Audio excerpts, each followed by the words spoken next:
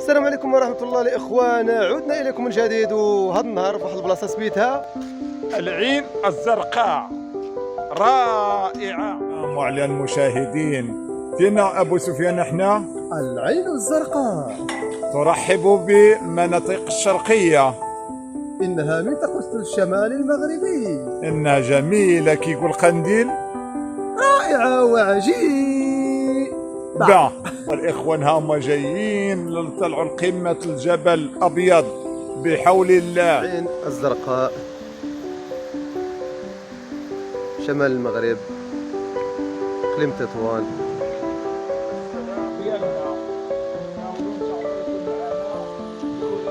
العين الزرقاء.